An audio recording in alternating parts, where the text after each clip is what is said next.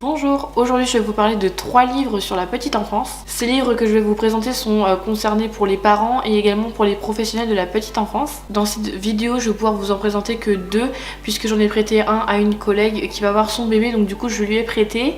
Et d'ailleurs je vais commencer par celui-ci. Donc il s'intitule Le livre de bord de bébé, qui a été écrit par Claire Pinson. Je le conseille vraiment aux mamans qui vont avoir leur bébé, qui vont bientôt accoucher. Il y a plein de choses en fait à l'intérieur qui sont vraiment idéales. Bon, c'est vrai que ça date un petit peu de l'époque ancienne, je sais pas quand est-ce qu'il est sorti ce livre là, mais il y a des petites choses où on se dit bon, c'est plus du jour actuel, mais il y a quand même des bons conseils à l'intérieur qui peuvent vraiment aider et rassurer sur beaucoup de points. J'ai beaucoup aimé parce que ça parle vraiment de diverses choses, notamment par rapport à l'allaitement maternel ou artificiel. L'allaitement artificiel, si vous ne savez pas ce que c'est le fait de nourrir son enfant avec le biberon, avec du lait. L'allaitement maternel, c'est qu'en fait vous donnez votre sein à votre enfant, et ça parle de vraiment plein de choses, comme quelqu'un qui ne s'y connaît pas du tout avec les enfants, qui découvre. En fait, c'est vraiment le livre de bord. En fait, vous apprenez tout, à donner le bain, la première alimentation de bébé, changer sa couche, comment repérer certains signes de fatigue, combien de temps ça doit dormir un enfant de tel mois. Il est super complet et je le recommande pour toutes les mamans qui ont leur petit bout dans leur ventre, parce que je pense que juste durant la grossesse on a envie de se renseigner, d'être rassuré, et franchement il y a tout qui est inscrit dedans et ça fait du bien. Alors non, moi je suis pas du tout enceinte, mais j'ai lu ce livre parce qu'il m'intéressait beaucoup, et c'est parce que aussi, notamment, si vous ne savez pas, je travaille déjà dans la petite enfance, donc je suis auxiliaire petite enfance, donc j'aime notamment beaucoup me renseigner par rapport à ça, même si moi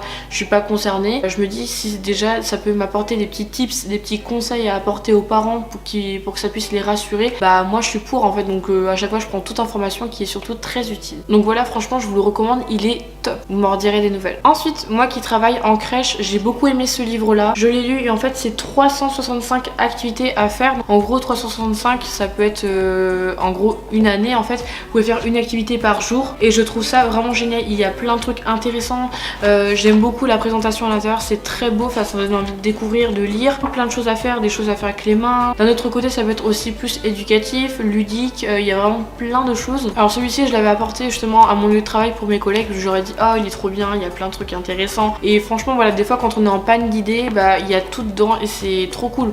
Des fois je me dis purée, je sais pas quoi faire comme activité, et en fait une fois que je regarde les trucs, je me dis trop bien. Bon, il y a certaines choses qu'on peut pas non plus faire en crèche, donc ça serait mieux de le faire avec son enfant à la maison, mais c'est pas que pour les professionnels de la petite enfance, ça peut être aussi pour les parents. Si à la maison vous savez pas trop quoi faire comme activité, ou alors que vous aimez les activités et que vous voulez en faire une par jour, alors sachez que les activités dedans, il y a ces différents trucs. Des fois ça peut être dans le jardin, ça peut être aussi à faire à la maison, ça peut être du jardinage, ça peut être de la lecture, des comptines. Ça c'est pour les enfants de 1 an à 3 ans, et vous en avez d'autres avec différents âges. J'avais vu ça mais je les ai pas, et d'ailleurs ah oui voilà c'est ça. Dans la même collection vous avez aussi 365 activités avec mon bébé de 0 à 1 an, 365 activités avec mon enfant de 3 ans à 5 ans, 1001 activités avec mon enfant de 0 à 5 ans, 100 activités de relaxation avec mon enfant de 0 à 2 ans. Ça par contre ça devrait être trop bien, faudrait que je me l'achète. Et 100 activités Montessori pour préparer mon enfant à lire et à écrire de 2 à 6 ans. Voilà, vous avez vraiment plein de choses, ils sont très complets, magnifiques en illustration, et voilà, je vous recommande. En plus il est pratique, vous pouvez l'emmener dans un sac et tout, rien à redire, il est trop bien. Ensuite le 3e livre, ça s'appelle Jouer avec votre bébé, qui a été écrit par Dr Wendy S. Mazzy et Dr Ronnie Cohen Lenderman. Donc à l'intérieur vous avez vraiment 100 activités à faire avec les enfants. Alors dans celui-ci les activités sont très développées, c'est-à-dire ils disent tout par rapport au développement que ça pourrait inciter chez l'enfant. Donc des fois ça peut être le développement moteur, ça peut être aussi le développement du langage, développement affectif. Il y a vraiment beaucoup de choses, il y a le développement visuel, et c'est vraiment c'est très complet, j'aime beaucoup. Alors je pense que c'est un vieux livre, parce que quand je l'avais acheté sur Vinted d'occasion, je m'étais pas rendu forcément compte, et en fait c'est pas très grave, puisque en fait c'est des choses qu'on peut même au jour d'aujourd'hui réutiliser. Par contre ce qui est bien, c'est que ça va de la naissance jusqu'au 1 an de l'enfant, 9 mois et plus, ouais, donc on peut considérer à peu près 1 an. Vous avez un lexique aussi pour vous y retrouver, et ça c'est trop bien. Vous avez des comptines à l'intérieur qui sont très intéressantes, il y en a que je connaissais mais pas du tout, donc du coup je sais pas trop comment les chanter. Il y en a d'autres que je connaissais, donc je me disais nickel. Ils disent vraiment plein de choses, des rapports de recherche, vous avez des habiletés qui vous expliquent vraiment tout, en fait tout est décrit, c'est trop bien. Ils vous expliquent aussi pour les bébés, parce que des fois quand les nourrissons on sait pas trop quoi faire avec eux, il y a plein de choses à faire, il y a des massages, des expressions faciales qui sont hyper importantes avec votre bébé. En fait tout tout est complet de A à Z et ça j'ai beaucoup aimé. D'ailleurs je vais les garder et je les ai même ramenés avec mes collègues parce que je dis tiens si ça peut vous intéresser les filles. Alors les illustrations sont plutôt pas mal, j'aime beaucoup, c'est très joli. Mais du coup pour la prise en main pour le lire il est vraiment pas pratique. Mais ça peut être comme un guide en fait pour vous, c'est très intéressant.